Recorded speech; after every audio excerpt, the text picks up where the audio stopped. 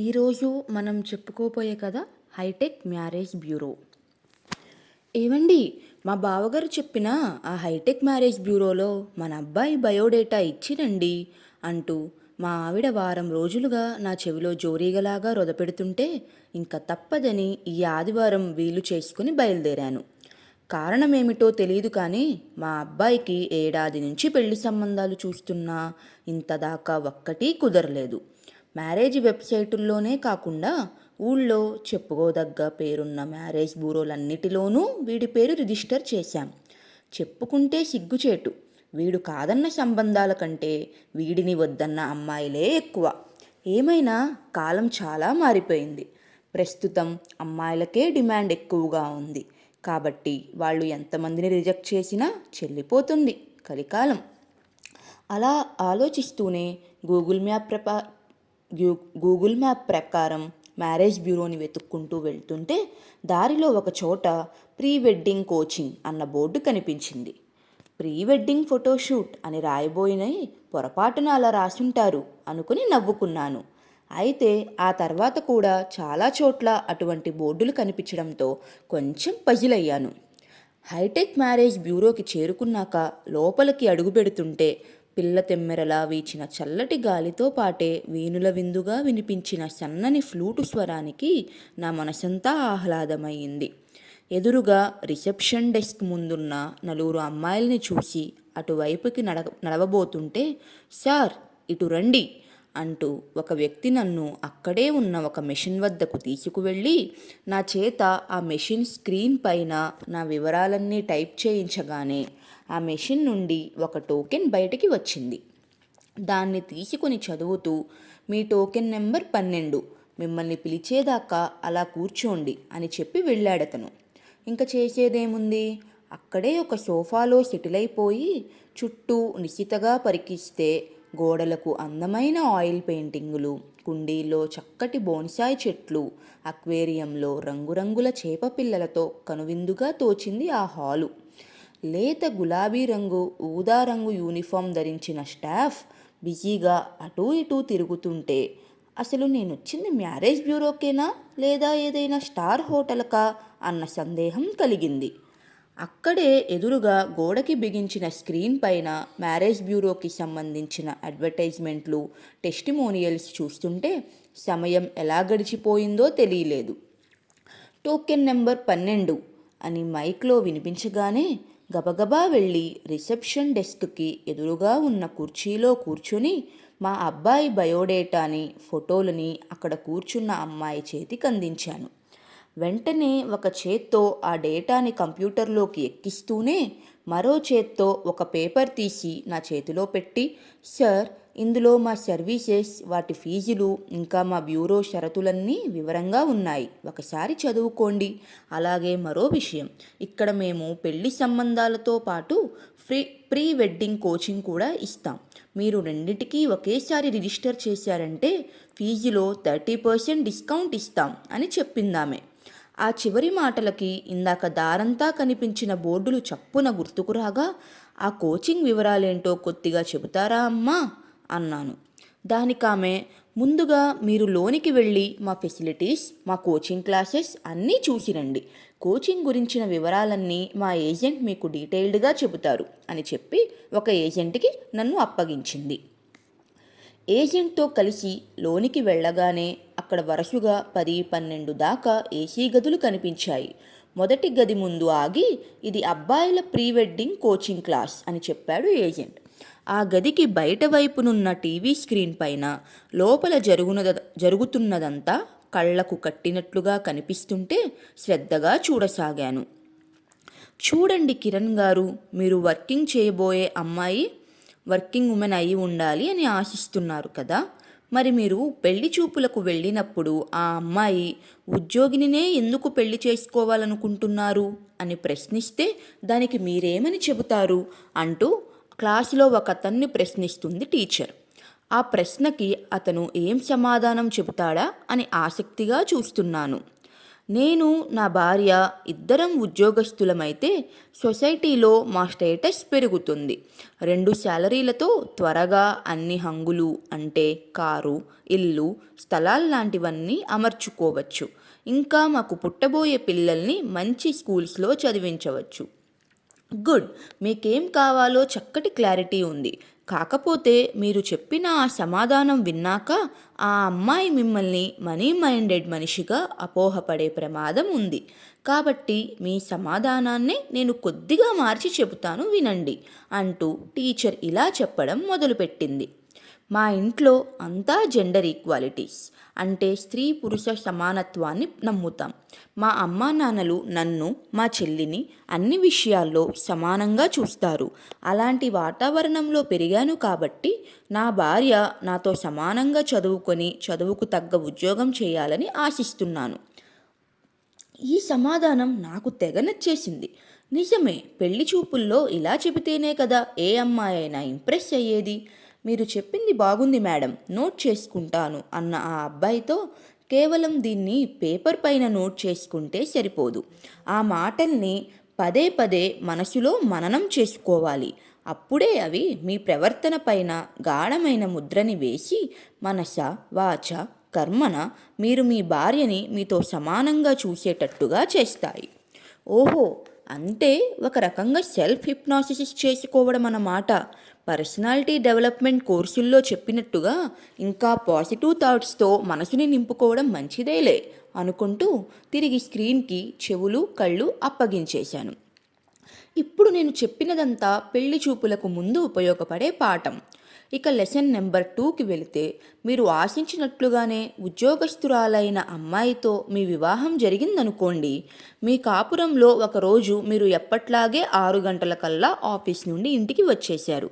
మీ ఆవిడకి మాత్రం ఆ వేళ ఆఫీసులో పని ఎక్కువగా ఉండడం వలన తను ఇంటికి రావడం ఆలస్యం అవుతుందని ఆవిడ మీకు ఫోన్ చేసి చెప్పారనుకోండి. అప్పుడు మీ రియాక్షన్ ఏమిటి? ఏముంది మేడం, ఉద్యోగం అన్నాక ఇలాంటివన్నీ మామూలే కదా.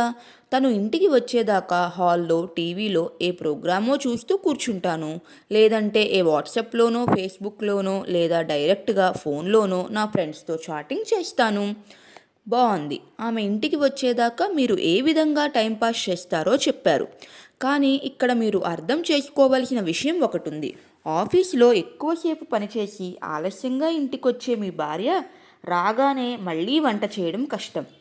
కాబట్టి స్త్రీ పురుష సమానత్వాన్ని నమ్మే మీరు నిజానికి ఆ రోజున చేయవలసింది ఏమిటంటే టీ లేదా కాఫీ చేసుకుని మీరు తాగడంతో పాటు ఆమె కోసం కూడా ఫ్లాస్క్లో పోసి తను ఇంటికి రాగానే కప్పులో పోసి చేతికందించడం. దాంతో ఆమె చాలా రిలాక్స్ అవుతారు.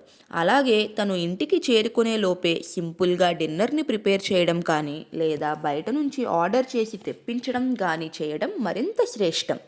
లేదా మీ ఇంట్లో ఈ పనులకు వేరే మనిషి ఉంటే ఆమెతో చెప్పి దగ్గరుండి చేయించవచ్చు.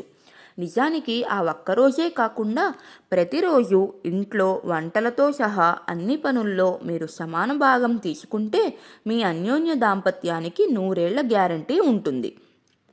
ఆ చివరి మాటలకి ఆలోచనలో పడ్డాను. మా ఆవిడ ఉద్యోగం చేయదు కాబట్టి ఈ సందర్భం నాకు వర్తించదు. కానీ తనకి ఒంట్లో బాగోలేని రోజుల్లో కూడా నేను పొరపాటునైనా వంటింట్లోకి వెళ్ళింది లేదు. పిసరంత సాయం చేసింది లేదు. పాపం తనే ముక్కుతూ మూలుగుతూ పనులన్నీ చేసుకుంటుంది. నాకు చాలా గిల్టీగా అనిపించింది. సార్, మిగతా క్లాస్ రూములు కూడా చూస్తే మీకు మా సర్వీసెస్ పైన పూర్తి ఐడియా వస్తుంది అన్న ఏజెంట్ మాటలకి ఆలోచనల నుంచి బయటికి వచ్చి అతని వెనుక నడిచాను. 2వ గదిలో పాఠం మరో కోణంలో నడుస్తోంది. మీరు చేసుకోబోయే అమ్మాయి ఇంటి పట్టునే ఉండాలని, ఉద్యోగం చేయకూడదని చెబుతున్నారు. దానికి కారణం తెలుసుకోవచ్చా అన్న టీచర్ ప్రశ్నకి ఆ యువకుడు, నేను చూస్తున్నది చాలా బాధ్యతతో కూడిన పెద్ద ఉద్యోగం. ఈ ఉద్యోగంలో చాలా ఒత్తిళ్లు ఉంటాయి. దానికి తగ్గట్టే జీతం కూడా భారీగానే ఉంటుంది. నా సంపాదనే అంత ఉన్నప్పుడు ఇంకా నా భార్య కూడా ఒళ్ళు హూనం చేసుకొని సంపాదించవలసిన అవసరం ఏమిటి? పైగా నా ఉద్యోగంలో పని గంటలు ఎక్కువ కాబట్టి ఇంట్లో నా నుండి నా భార్యకి అందే సాయము సమయము రెండూ తక్కువే. కనుక ఇంటిని, మాకు పుట్టబోయే పిల్లల్ని నాకంటా తనే ఎక్కువ బాధ్యతగా చూసుకోవలసి ఉంటుంది.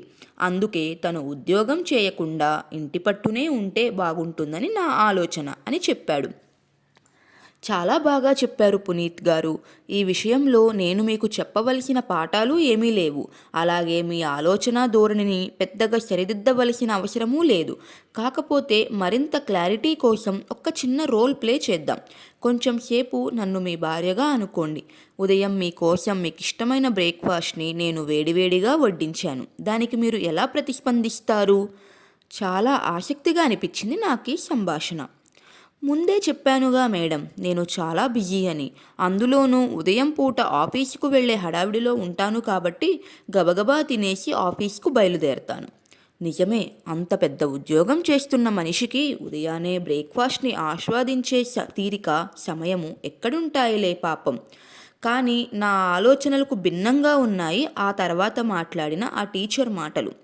మీరలా సైలెంట్గా తినేసి వెళ్ళిపోతే మీ భార్య చాలా బాధపడతారు. మీరిందాక చెప్పిన మాటల్ని తిరిగి మీకే చెబుతున్నాను. మీ నుండి మీ భార్యకి తగినంత సాయము, సమయము దొరకవన్నారు. అలాంటప్పుడు తనతో ఉన్న ఆ అతి కొద్ది సమయాన్ని మీరు మీ తెలివితేటలతో చాలా క్వాలిటీగా గడపాల్సిన అవసరం ఉంది. అది ఎలాగంటే, ఆ టిఫిన్ తింటున్న సమయంలోనే ఒక్క మాట, చాలా శ్రద్ధ పెట్ట చేసినట్టున్నావు డార్లింగ్, టిఫిన్ ఎంతో రుచిగా ఉంది, అదరగొట్టేశావు హనీ అని మీరంటే ఆమె మొహం వెలిగిపోతుంది. మీరన్న ఆ ఒక్క మాటనే పదే పదే తలుచుకుంటూ ఆ రోజంతా ఆనందపడిపోతుంది. మీతో ఎక్కువ సమయం గడపలేని లోటుని ఆ ఒక్క మాటే తీర్చేస్తుంది. ఇదే సూత్రం భోజనానికి, పడకకి అన్నిటికీ వర్తిస్తుంది పునీత్. ఉదయం 4కే లేచేసి ఇంటెడు పనిని ఒంటి చేత్తో చేసుకుంటూ నేను ఉదయం ఆఫీసుకెళ్లేలోగా 2 మార్లు ఫిల్టర్ కాఫీని ఎంతో రుచికరంగా చేసి పెట్టే మా ఆవిడని నేనేనాడూ ప్రశంసించింది లేదు. రోజంతా పనులతో అలసిపోయిన రాత్రికి చక్కగా స్నానం చేసి ఫ్రెష్గా బెడ్రూమ్లోకి వచ్చే ఆమెని మాటలతో కాదు కదా, కనీసం కళ్ళలోనైనా ఒక చిన్న మెచ్చుకోలుని ప్రదర్శించనే లేదు. భార్యగా అవన్నీ ఆమె డ్యూటీలనే అనుకున్నాను తప్ప మరోలా ఆలోచించలేకపోయిన నాపై నాకే ఆ క్షణాన చిరాకొచ్చేసింది. ఇటువంటి కోచింగ్ సెంటర్లు అప్పట్లో కూడా ఉండి ఉంటే ఎంత బాగుండేది. నెక్స్ట్ క్లాస్ రూమ్కి వెళ్దామా సార్ అన్న ఏజెంట్ హెచ్చరికతో ఆ తర్వాతి గదికి వెళ్ళాము. ఆ గదిలో అంతా ఆడపిల్లలున్నారు. మీరు చేసుకోబోయే వ్యక్తి పెద్ద బ్యాంక్ ఆఫీసర్, డాక్టర్ లేదా సాఫ్ట్వేర్ ఇంజనీర్ అయ్యుండాలని ఆశిస్తున్నారు.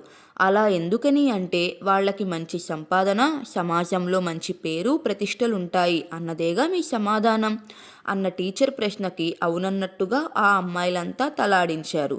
సరే, ఇప్పుడు మనం ఒక సిచ్యువేషన్ అనలైజ్ చేద్దాం.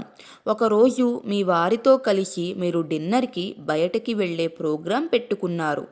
సాయంత్రం 6 గంటలకల్లా చక్కగా తయారై ఆయన కోసం ఎదురు చూస్తున్నారు. అయితే 9 దాటినా ఆయన జాడే లేదు. ఫోన్ చేస్తే నో రెస్పాన్స్. తీరిగ్గా రాత్రి 10 గంటలు దాటాక ఇంటికి చేరుకున్న ఆయన మీకు కనీసం సారీ చెప్పలేదు సరికదా, అసలు మిమ్మల్ని బయటకు తీసుకెళ్తానన్న సంగతే మర్చిపోయి, చాలా అలసిపోయాను, ఆకలిగా లేదు, వెళ్ళి పడుకుంటాను అని చెప్పి బెడ్రూమ్కి వెళ్ళిపోయారు. అప్పుడు మీ రియాక్షన్ ఏంటి?